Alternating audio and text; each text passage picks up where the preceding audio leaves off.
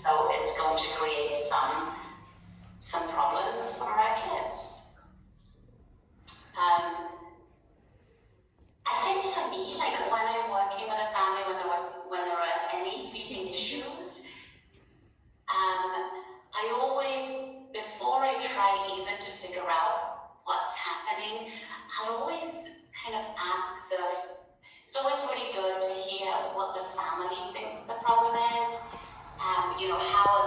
How they describe it. Sometimes families will say, my child doesn't want to eat, or my child doesn't like the food I give him, things like that. And sometimes we can get a lot of information just from the way families feel about the problem. Sometimes the way mothers describe what's happening, you can tell that they feel rejected, perhaps, by the child. Some parents might think the child is deliberately trying to upset them, or deliberately, not being bad, but that they're choosing not to eat. And sometimes children do choose not to eat, but that's often because they're scared and they're trying to protect themselves from choking or vomiting or pain or discomfort. And we're going to talk about that in a minute. But I always ask the parents, tell me what's happening. Describe this problem to me. I also then try to think, how does this feel for the child? Like if I watch the child eat and try to put myself in their position, like how does that feel? If I'm having a difficult time eating and people are putting spoonfuls of food into my mouth really, really quickly, and it's too fast and I can't swallow it and I'm coughing, how does that feel for the child? Is it scary? Is it overwhelming? I find that really helpful just to try and think what their experience is, what might they be feeling, because feeding is a lot to do with feeding, and the feeling is a lot to do with emotion. And that sometimes is kind of, I think, the route to helping sometimes as well. Always look at what the impact is on the family, what's happening, how our relationships being affected. And then the last two, I think, are also really important. Over here, certainly, I see a lot of parents who maybe have Googled, that at 15 months, their child should be able to eat a piece of chicken, say. And so they might give the child a piece of chicken, and the child struggles because he's been eating soft food until today, and now he has a piece of chicken or a big piece of boiled egg, something that's new. And the family is really upset that their child's not eating this, or maybe he threw up. But again, we need to remember kids need to practice and ask, is what we're asking this child to do reasonable? Have we introduced it slowly? Has he had time to practice? And I find I often have to explain that to parents as well here, that the child's not ready for this yet, or we need to do some practice with a softer food or a transition food. The child can't just suddenly at 15 months start doing the next skill. So again, it's what the parents giving the child reasonable for them to be eating. Do they have the skills? Have they had the practice time? So after asking those kinds of questions to try and get the scene, and I have like 6 questions I try to go through to sort of problem solve a little bit what might be happening. Sometimes I find children, they may have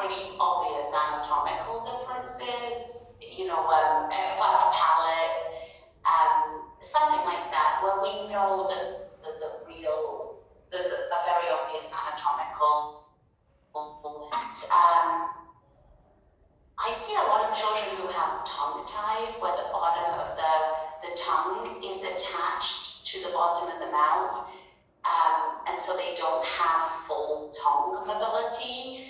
And that's easily fixed, but it can have a very big impact on feeding. And obviously, a lot of the genetic conditions that we might see children with, and neurological conditions, the many features associated with that are impacting feeding. So that's kind of always just the first thing that I try to think about. And then I always try to look at the medical, the physiological stuff. I find that probably, I don't know, maybe 50%, 75% of kids who are referred to me have either some GI, gastrointestinal problems, or some respiratory problems. And very often, I find that when we work with the family to get help for those, the feeding problems often get a whole lot better. So I think it's really important to think about those systems. And GI, I think we obviously associate with feeding, but it's very interesting to see how even constipation, a child who has significant constipation, very often, and it's a really simple example, but a child who's really constipated very often will not want to eat, might not want to sit down to eat, because when they sit, there's a lot of pressure in the abdomen. They may feel nauseous. A lot of young children with bad constipation will feel nauseous, and their appetite will be suppressed.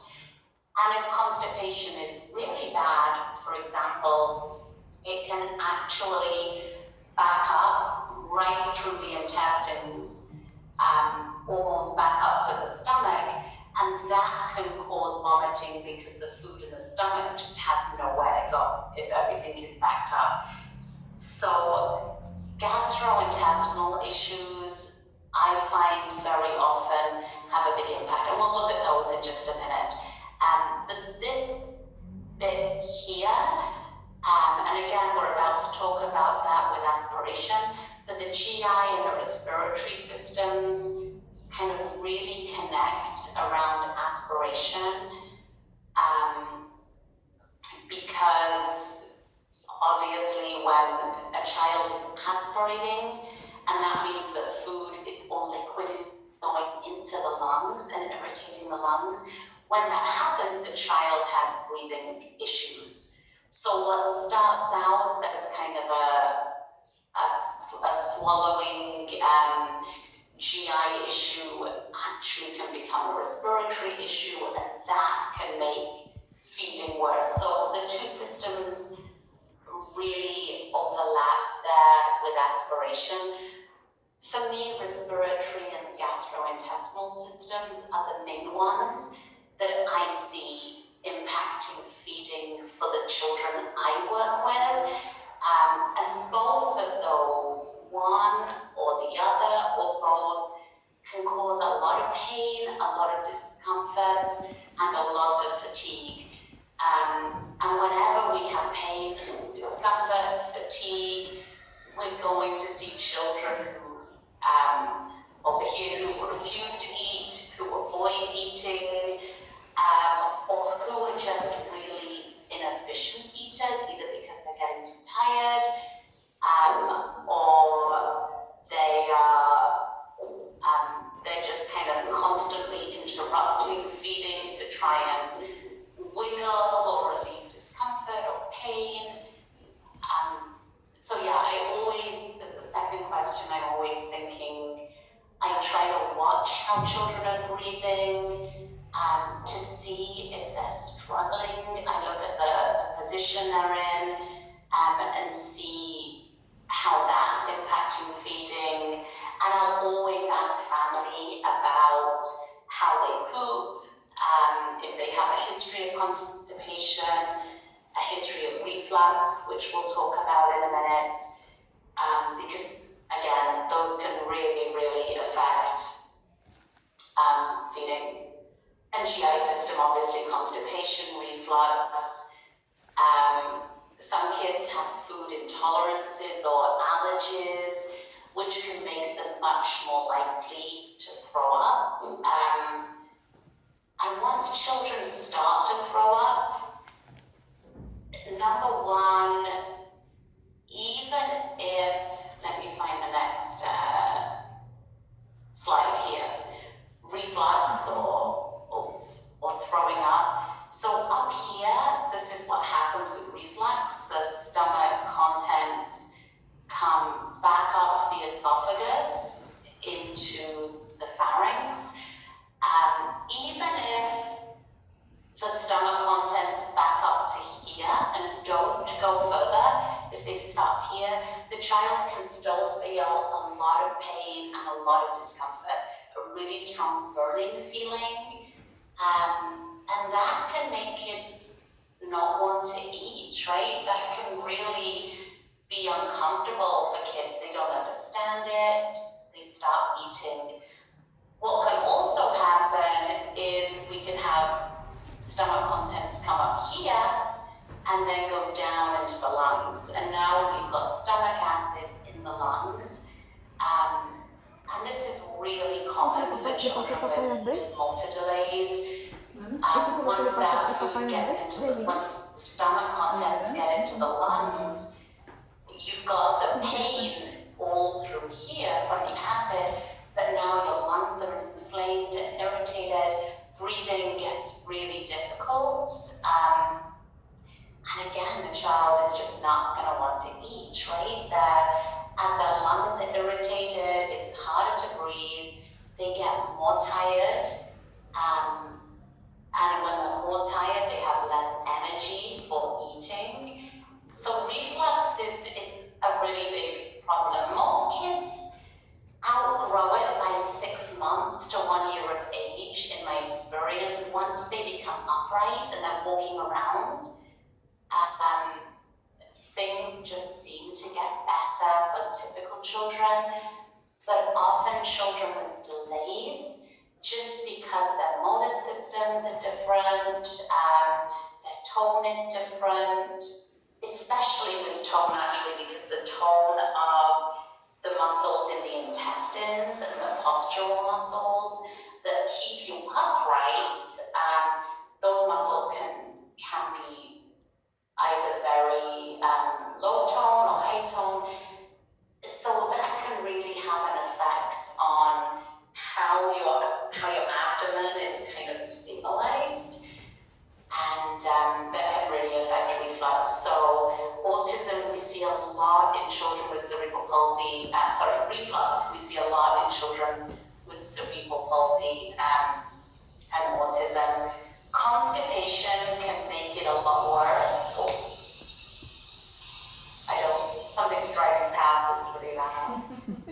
Because in constipation, if the child is backed up with food up to here, then again, they may eat or drink, but the food can't pass into the intestines. So it may kind of come right back up again.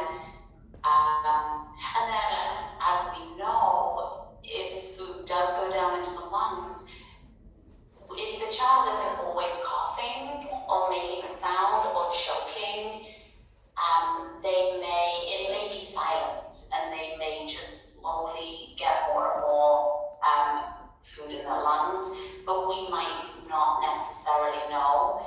So we have to be looking for the signs that it's happening. Actually, let me just go to and these are signs that we would look for with aspiration. During a meal, we might see coughing or choking, might not. Sometimes what we see is the child's eyes start to water. Sign that it could be pain, that they've just had reflux into the pharynx, but it could also be a sign that they're aspirating.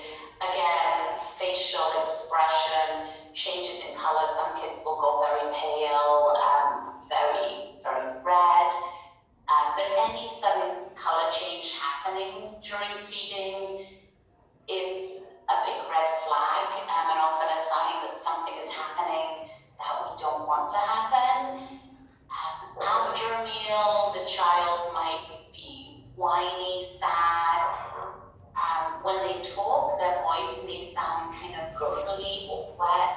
Their breathing might sound gurgly or wet.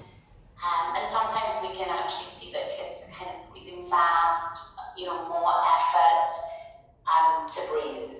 And over time, kids may start to have fevers or more obvious signs of lung infections, like a chronic cough or something like that. But again, if any aspiration is happening, then that's just a big red flag, and any aspiration will almost automatically shut down feeding for the child, because ultimately kids need, the need to breathe will always beat any other needs. And if the child's experience is that when they eat, food comes up into their throat and stops them breathing, they can easily shut down. Anything that stops breathing, the children will avoid, obviously. They'll always prioritize breathing, even if it means not eating. And these, I'll just gloss over them. These were just symptoms of reflux in a young child, a really young child. FTT is just failure to thrive, not growing at the rate that we would expect. Coughing, wanting to be upright to eat, because obviously when kids are upright, it's much harder for the reflux to happen. Signs of pain, and again, different in every child, but parents usually can tell if their child is in pain. And children with reflux will often feed best when they're sleepy or they're distracted, because everything's just a little more relaxed then, and it's easier parents usually find it's easier to feed them then. And this is just in older children, over 1 years of age, the symptoms can look a little different.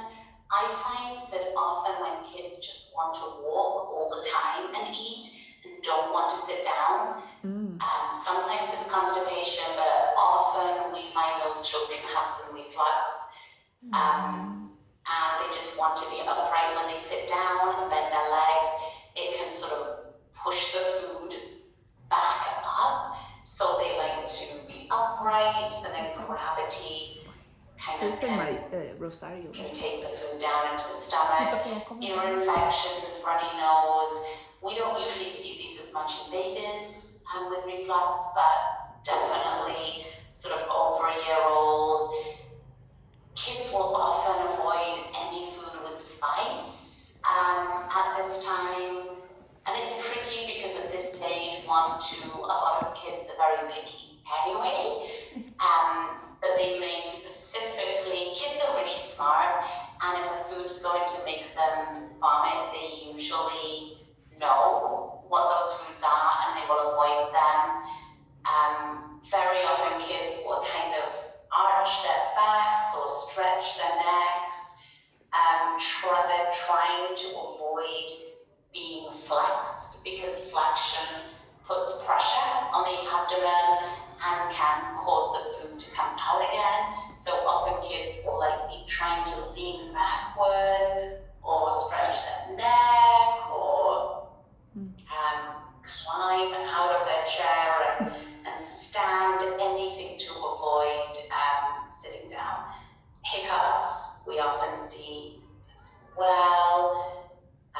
I just threw this in for reference, but in children, especially with autism or cognitive delays, sometimes the signs of reflux and aspiration can be different. The latest research I read showed that a lot of kids, especially with autism, will tap on their chin or their jaw if they're having reflux or aspiration or they're uncomfortable. Or they might poke at their stomach or chewing on the clothes. And that might be for different reasons too, but these are just things to keep in mind.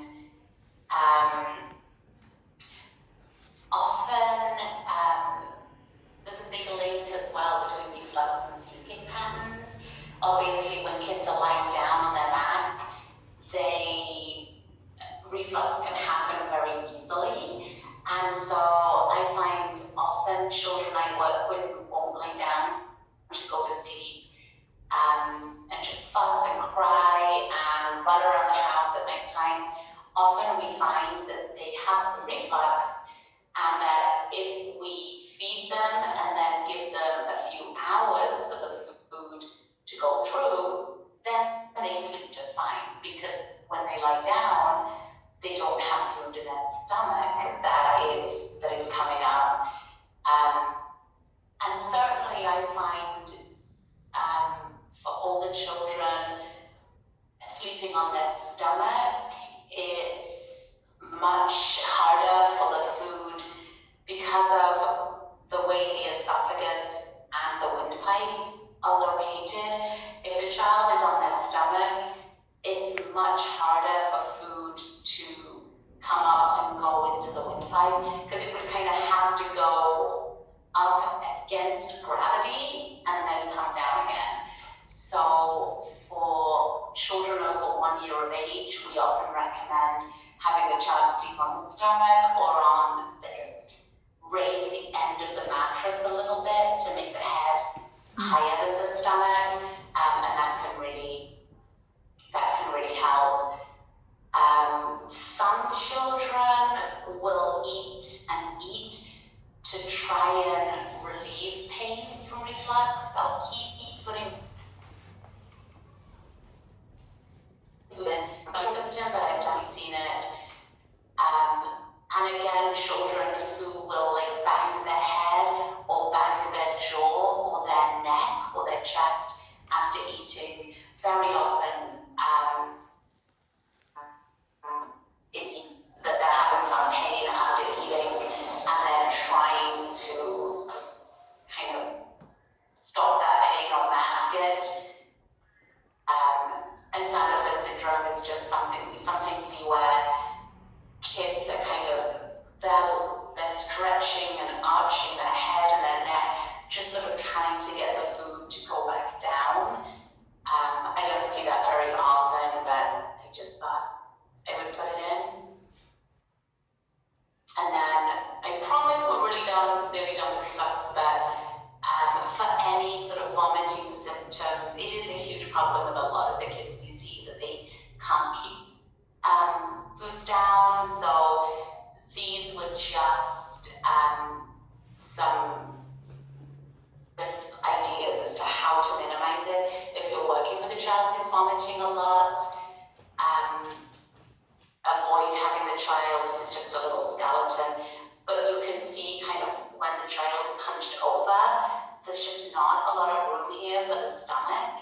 So having a more upright position, a more extended position should help. Avoid shaking the child around or moving them quickly. Keep them upright after feeding if they vomit. Raise up the head of the bed. And like I say, certainly for older children, having them on their stomach as well can really help.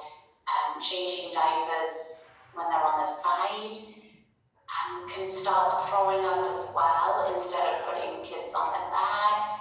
Feeding smaller amounts more often, and more frequent burping with babies can also help. Oops. And I can't see what's on the bottom there, but let's see. I don't know how to get that up. Oh, and yeah, it's just trying to make sure that clothing and diapers are loose around the waist. I see a lot of kids where even wheelchair straps or other things that we might use for positioning, if they're really tight around the waist, that can exacerbate the reflux, the throwing up. And I know we already looked at that. Sorry, I know that was a huge amount of information on throwing up and reflux, but do you guys see kids who have reflux or have issues with throwing up?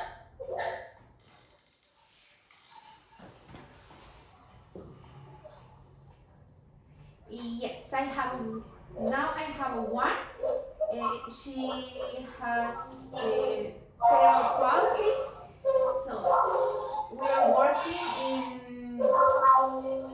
Okay, estamos trabajando. Feeding? Feeding in feeding process. But I think we are having issues because it's for her a little bit difficult to swallow. So I was like paying so much attention because that's exactly what I need right now with her. So Do you if think you that can it's share, reflux? Do you think that she's growing up? no, she only cries. I think it's like reflujo, ¿cómo es? Reflex. Reflex. Uh-huh. Yeah, Mary Cruz, I noticed that you were shaking your head yes. Yeah, When I was Christy- thinking her. Yeah. And especially when she was talking about the child maybe wants to walk around when eating. Yeah. Do you have a child who's doing that? Yeah. We have one. Lindsay, do you remember when we saw Rosario at his house? She was like eating but walking for all the room. So I think it's like something like what you were talking about. Yeah, she would sit and eat for maybe 5 minutes and then she would get up and walk around and continue eating while she was walking. Yeah. So that could have been reflux. Reflex. That's how the child coped with it to get the food down into her stomach. Yeah, maybe that's why it was like yeah. Yeah. Kirsty, I just want to say that I want to tell you that I muted your microphone just because it was hard to hear when other people were talking. So you're the only one that can unmute it. So I just wanted to give you that heads up before you. I can't hear you right now. Yeah, perfect. Sorry about that. Thank you so much. Oh, you're still muted though. Yeah. Can you hit that? You're still muted, Kirsty. There we go. Sorry. Oh, hi, Megan. I didn't know you were in there. Hi. I'm recording it also, by the way. No, I had to find my way back to.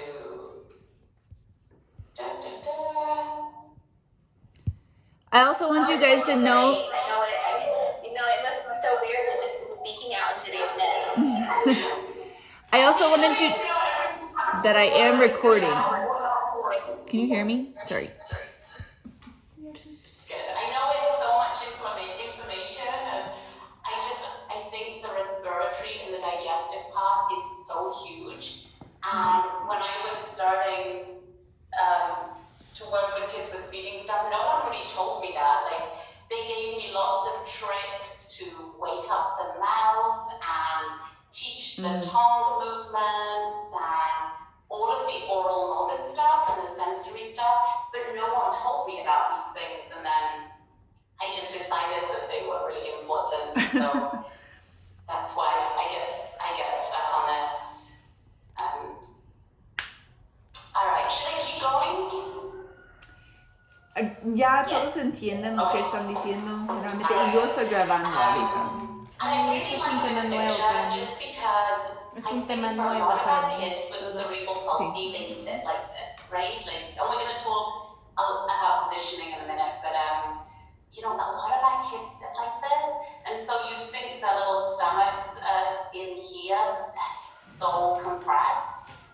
And because they sit forward like this, it's really hard for them to take deep breaths. Like, when your rib cage is like this, your ribs can't open up very much, so you tend to be breathing really shallow, right? You're breathing shallow and you're breathing quickly because you're breathing is shallow, you're breathing really fast, and that takes quite a lot of effort. You don't have as much oxygen going in. So you have to breathe fast to make up for that. But because you've got cerebral palsy, the muscles that open up your rib cage, like your inspiratory and expiratory muscles that actually pull your ribs open and then compress them again, those muscles are very often also weak in children with cerebral palsy. So you have to work so hard to get your ribs to move, and then they can't move much, so you have shallow, fast breathing. And why I think that's important is going back to this picture. We looked at this right at the beginning, but we talked about how at the exact moment that the child is swallowing, they actually can't breathe because the tongue blocks off the mouth, right? And the soft palate blocks off the nose. So in this moment, and also the epiglottis blocks the larynx. So in the moment of swallowing, the child cannot breathe. They can get no air into their body. And this is so important for kids with cerebral palsy because very often they're breathing really fast and they're putting a lot of effort into breathing, like we saw in this picture. And if you even sit like this for a minute and try to take deep breaths or do anything that requires some work, try singing a loud song. When you're sitting like this, you can really feel how much effort it takes. So when they're swallowing, they're not breathing. So if you're a kid who needs to breathe 60 times a minute to keep your oxygen levels okay, but every time you swallow, if your swallow takes you a long time, because those muscles are weak, the timing is off, if your swallow takes you a long time, you might miss 3 or 4 breaths, right? If you need 60 breaths a minute, one swallow, you might lose 4 or 5 breaths. So you're going to get very tired because you're not able to breathe as much and not able to breathe as efficiently. And as you get tired, we know that it gets harder to swallow properly. Because soon as, even as adults, when we get tired, we start choking on our drinks. It's just so much harder. So I always like to think about this and the importance of breathing. And where are we? Going back to this. So even for some of our kids, just changing the position so that their rib cage can open more, so that they're not bent over. Even a simple fix like that can open up the abdomen so that they're not getting as much pressure in the abdomen, not as much reflux. They can open their ribs, they can breathe deeper, and when they're breathing deeper, they breathe slower. So one swallow doesn't have such a significant effect. Wendy, did I explain that? Yeah, I think positioning and feeding go hand in hand. I mean, and I think that's a great visual of thinking about as an adult, if you were hunched over and trying to eat, what that would feel like. And then think about a child who may have tone issues and can't get themselves upright. So how can we help position them so they're in a better position to feed? I think we really see that as well with infants. Like when an infant is nursing or taking a bottle, they have this rhythm where they suck, they swallow the mouthful of milk, and then they breathe. And we call that the suck, swallow, breathe rhythm, or SSB. And in a healthy infant, usually we see like one suck, one swallow, one breath. One suck, one swallow, one breath. Some kids have a different rhythm, but we want to see like a clear pattern. But if breathing is difficult, if the breathing stage is difficult for a child, this whole rhythm will be messed right? Like, if it takes them twice as long to take a breath, it will mess up this rhythm and make it really, really difficult for them to get into a nice kind of, just a good feeding rhythm when they're taking milk in, swallowing, breathing, and coordinating that. As soon as any part of this is different, then the whole rhythm is off, and it's really hard for them to coordinate taking in liquid and swallowing and breathing. That then puts them at more risk for aspiration, and it just makes everything worse. And I tried to show that here. I don't know if I did, because I was trying to write these last night at the last minute.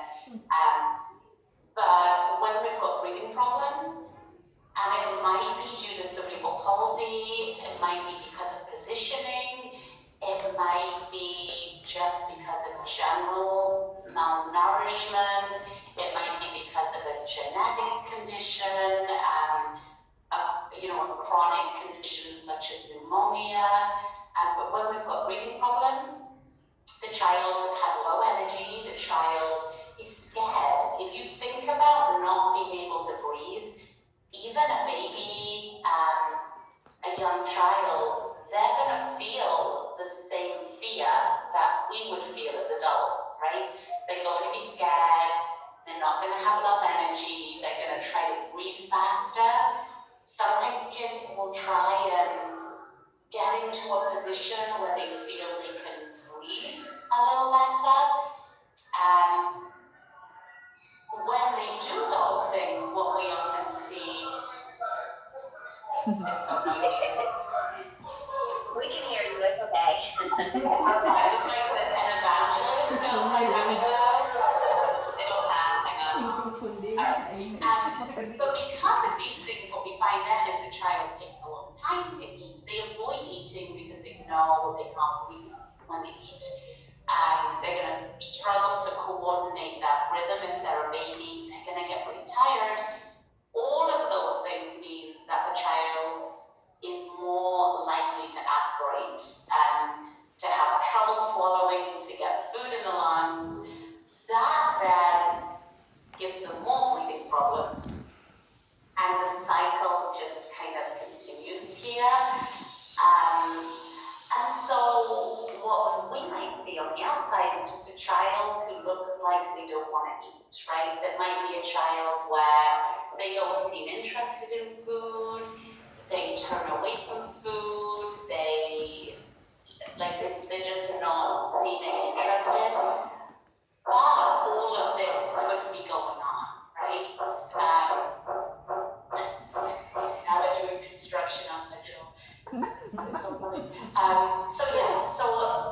In my experience, there are very few children that just don't want to eat. I think very often it's a combination of factors, but most kids, I do believe, want to eat, but are scared, anxious, too tired, they're worried that they're going to have reflux and be in pain, they're worried that they will choke, and so they just avoid eating because breathing is the most important thing. The other thing I just wanted to say, as well as breathing and reflux, it's also worth just thinking about general pain that kids might have because of their condition, their disability, if they've got contractures or things like that are causing them discomfort. Medications can have a big impact on both on how children feed and also their appetite. Like a lot of kids who have anemia, low iron, very often have a very, very low appetite. Some medications, especially for things like seizures, also can really have a big effect on appetite or can make kids too sleepy to want to eat. Tooth pain is another big one.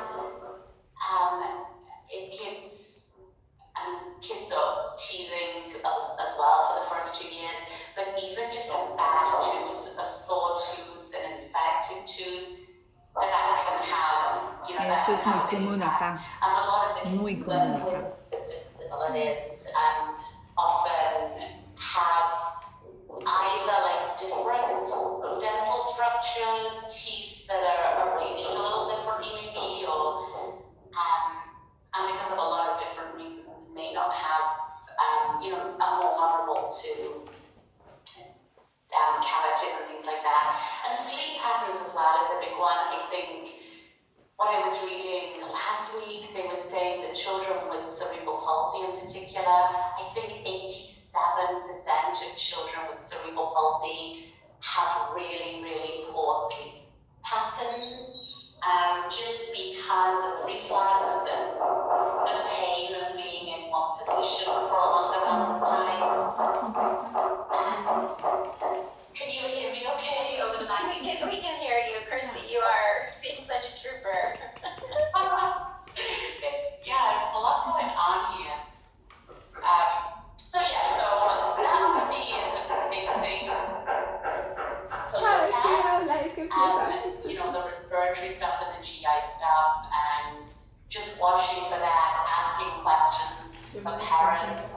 It wasn't something I was necessarily taught to look for or ask those questions, but often, talking to parents, watching how children are breathing, and talking to parents about like how they poop, how often they poop, if they're throwing up, can just give a huge amount of information. And I put some at the end of this presentation, which I'll send to Megan, and we put lots of other information and resources in a big appendix. So although it feels like I talked about this for a long time, there is so much information out there. So that will be there, and I'll send that to you guys. The third thing I then look at, like with feeding, is looking at the child's state, by which I mean how calm they are, how content, how ready they are to feed. Because most kids, if they are on edge, if they are on high alert, if they're scared, if they're upset, generally kids will not feed well in those states. Some kids will feed okay when they're drowsy, especially if they tend to be anxious, because the anxiety kind of goes away as they start to drift off to sleep. So some kids do eat well when they're drowsy, but generally we want the kids to be like calm and alert and ready and interested in food. And this ties in a lot with our sensory systems. And this is like a whole other subject for a whole other day. So I just tried to condense it all to one slide, like the history of the human sensory systems. But I know you guys probably know this, but like we have our internal receptors that clue us into things like how hungry we are, do we need to go to the bathroom, are we full, do we feel nauseous, is our heart racing, are we scared? And then we have external receptors on the outside of our body, vision and hearing and touch. Can you hear me okay? It feels so loud. We can hear you. Sorry, Kirsty. I'll hand over to Wendy if it gets too loud and mute myself, but it's resonating. And then our external receptors, things like our touch and taste and smell and our balance, am I upright, am I falling, vision and hearing. And all of these things basically give information to our brain, and the main question it's trying to answer in a young child is, am I safe? I mean, it gives us a lot of other information too, but for young children, all of this information answers this question, am I safe? And if the information the child is getting is telling them, no, you're not safe, then the child's not going to feed well for the large part,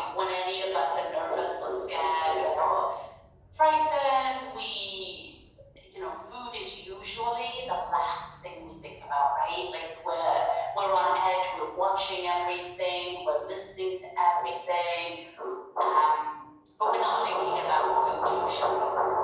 And so for a kid who, maybe is breathing really fast because the position's not great, he's breathing fast, his heart is racing because he's working really hard, he's not going to be feeling safe at that time. So he's going to be in this state of not being calm, being way too alert, and he's not going to be able to be ready to feed.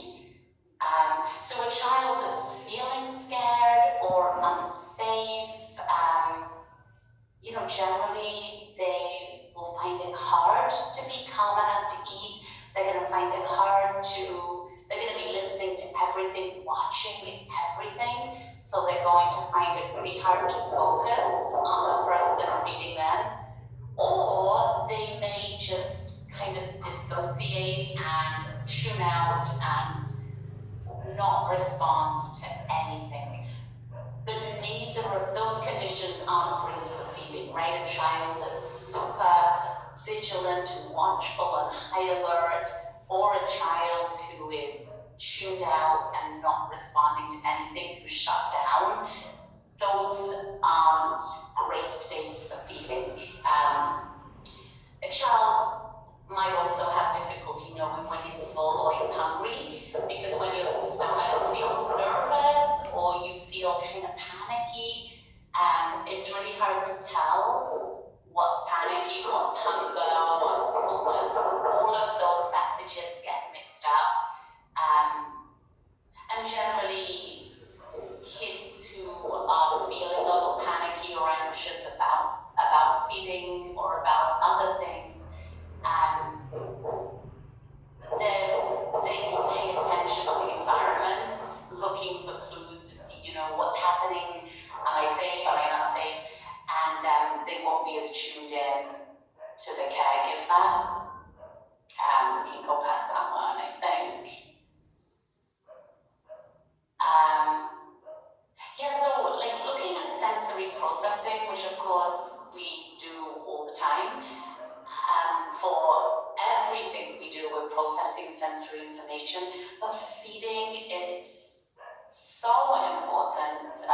Obviously we need to know the food is approaching our mouth. We need to know what's in our mouth, what's the texture, what do I do with this? Is it solid, is it liquid? We need to know when we're biting hard enough to break something, how much pressure. We need to know when we have a lump of food in our mouth that we're ready to swallow. We need to know when the food is at the right place. We need to know when we're hungry or we're thirsty or we're full. We need to know when we need to cough.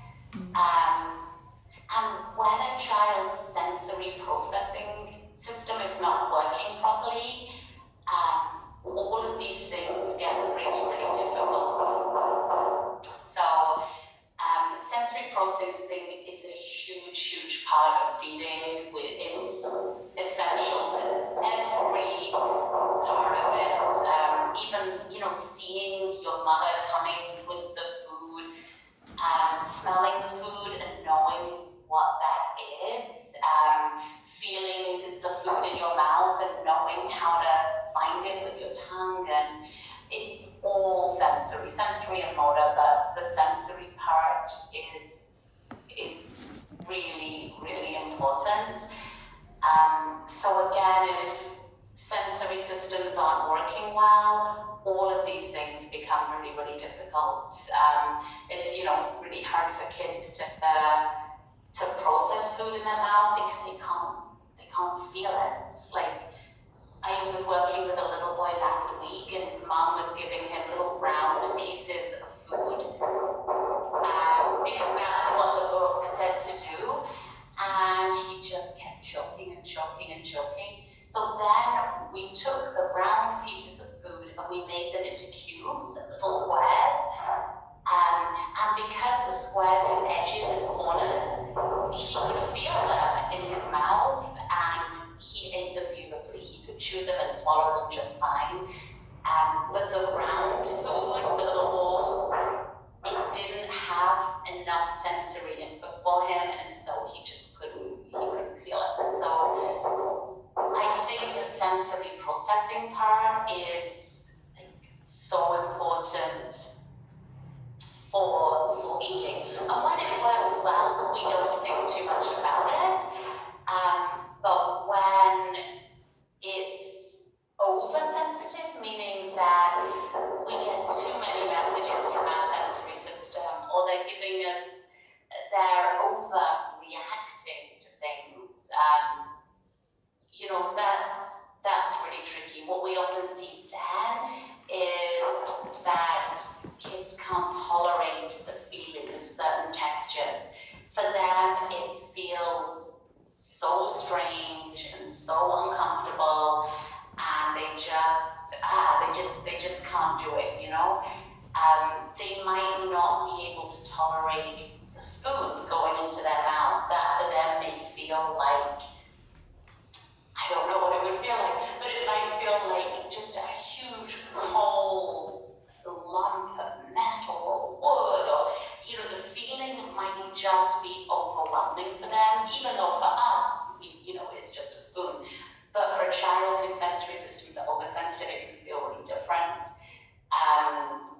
And because of that, kids with oversensitive systems can become fearful and scared very, very easily. And it can be really hard for those kids to get used to something. Like most young kids, you give them some new food and maybe they make a face and they spit it out and they're like, yuck, yuck, yuck, yuck. But the next time they do a little better with it. Like they learn, okay, this is that thing. It wasn't so bad. And then maybe on the fourth time they like it. But kids with oversensitive systems, it can be really hard for them to get used to the feel of things. These kids might also be oversensitive to things around them in the environment. The sound of the radio, the light coming through the window, the neighbor's motorbike. Like, they can't tune out those sensations, so they might just be really distracted and just have a really, really hard time focusing on food and on the person feeding them. And on the other end of things, we have children that are undersensitive, and that's like the little boy I was talking about that couldn't feel the brown food at all. He didn't realize there was anything in his mouth, but when we made it into a square, he could feel the edges and the corners and did much better. Sometimes these kids can't feel warm, soft foods very well, but do much better if maybe we add a little bit of cold water or ice or a little bit of spice or a little bit of sour lemon or tamarind, because then they can feel it, then they know it's there. So yeah, those kids need more stimulation to feel, and it's amazing to me all the time how the sensory systems can affect feeding in all of these different ways. Like it's amazing how just a small difference in the way one child feels something can affect everything. Like, are they able to accept a spoon? Are they able to drink from a cup? Can they feel food in their mouth? It can have an absolutely huge impact. So what I always try to do is, if we, and again, this is subject for a whole other talk, but I think if we have a child who's really anxious or is upset or seems uncomfortable or scared or too sleepy, if we can, I always try to help families try and and get the child calm and ready to eat before they try to feed, even if that takes a little bit of time. Because if we can put the time in to helping the child feel calm and safe, feeding will usually go much better. And actually in the appendices, and I'll send them, I put in a really big list of like things that are calming, things that are stimulating, things to try to wake up a child who's kind of chewed out, things that might calm down a child that's, you know, really, really kind of revved up and looking around and overexcited. So I did put lots of ideas in. Families know the answer as well. Like I always ask families, you know, when does your child seem most calm? And sometimes they say, you know, oh, well, they like it when the radio's playing, you know, just a little bit, or, you know, they like it when, you know, he's very calm when I've just bathed him, and, you know, I stroke his hands, or he likes when, you know, he sits by the window and can watch me in the kitchen, or, you know, different things, but it's good to ask those questions and find out what is helpful, and then we can use those as well. You know, what wakes your child? When is your child excited? That can be good information if it's a child who is, you know, very, very sleepy and lethargic. We want to sort of wake them up a little bit. Yeah, so I just put some questions there.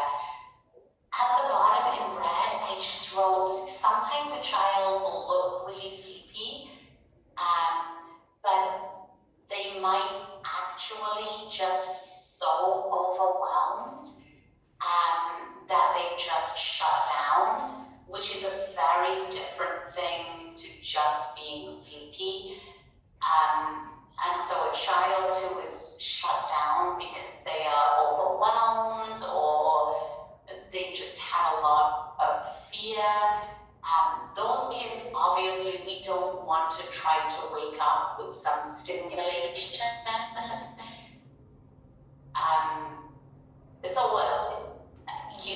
You'll know your kids, you'll know which kids, you'll know which kids are sleepy versus which ones are shut down, but just always good to remember.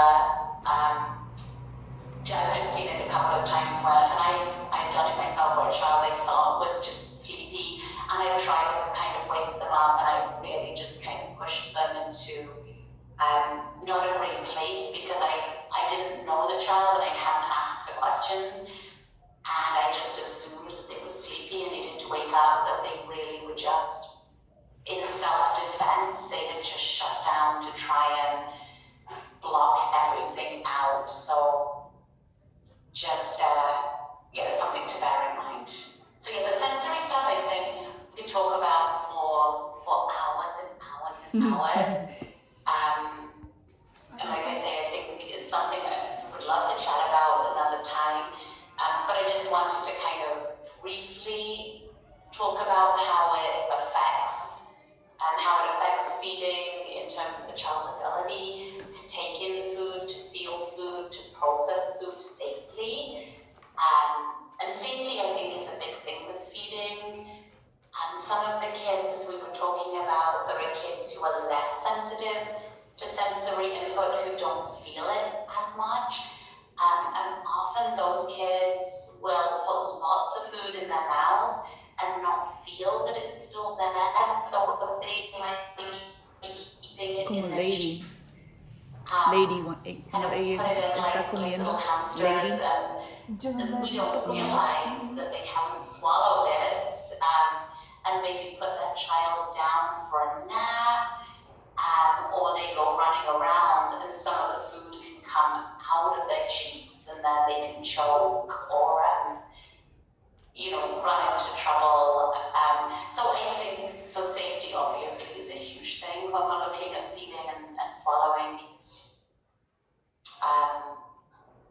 But yeah, we could talk about the sensory part about for a year and a day, and it's endlessly interesting.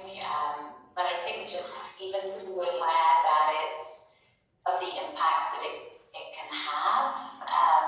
And most of the sensory things, there are absolutely ways to work with, and to work with the families. So in a sense, they're sometimes the easiest things to work with, and we can talk about that next time as well. But yeah, just I think knowing what a big impact they can have.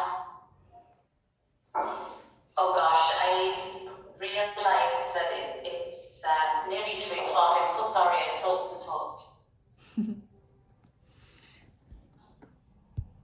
No, that was absolutely incredible, Kirsty. Oh, I'm sorry. I'm gonna turn off my microphone. I'm gonna mute myself. Hang on. Okay. Oh, I know what it is. It's here. Okay, turn your. Mejor este.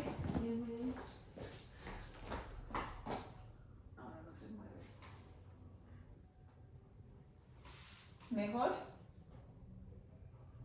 Is it better? Okay, I'm sorry. Sorry about that. I just wanted to say thank you so much. That was just amazing information and I loved it. I'm so grateful for it, and I am so excited to get the information that you said that you were gonna send. I did record it on my phone for about the last hour, so I missed all the beginning stuff, which makes me sad, but I did what I could. I'm gonna look into how to record all of these from now on Google Meet, because it's beyond my technological literacy, but I will work on it. It's my project. But thank you so much. I do know that I want to honor their time and I want to honor your time. Thank you guys so much for doing the acrobatics that were required to make this work today. I know that both of you had kind of emergency situations and lots of complications that led to this very moment. So I'm just really grateful for you, and yeah, thank you so much for taking the time to break down such a very complex situation into very understandable terms. And I have the subtitles, the subtitles as well, so that it's a little bit easier for us to understand the English as well, in addition to hearing it. So I've been recording that as well while you're talking. So truly, thank you so much. I love this topic. I've always wanted to learn a lot more about it. Blows my mind. Thank you for doing such an incredible job today. And Kirsty, you, bless you.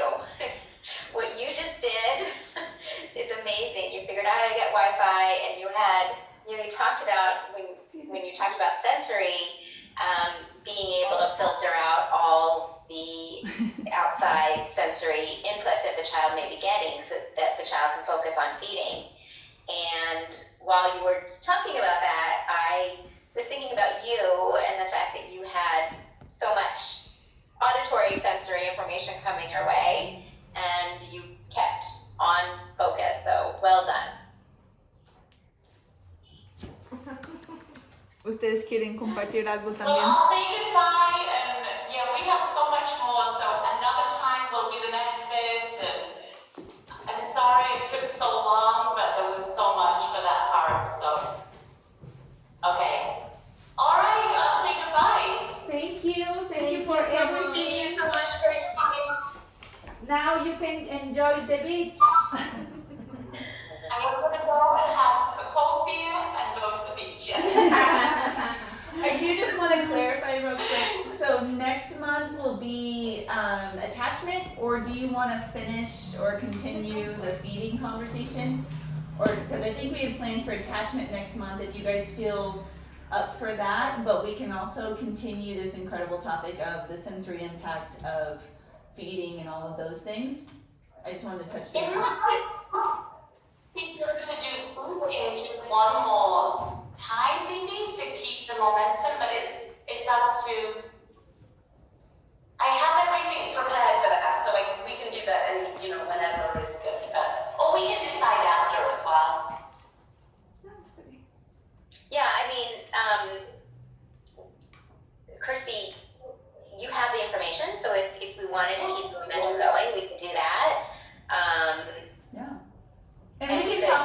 between meetings too. I can reach Yeah, out and email yeah. after I chat with the therapist.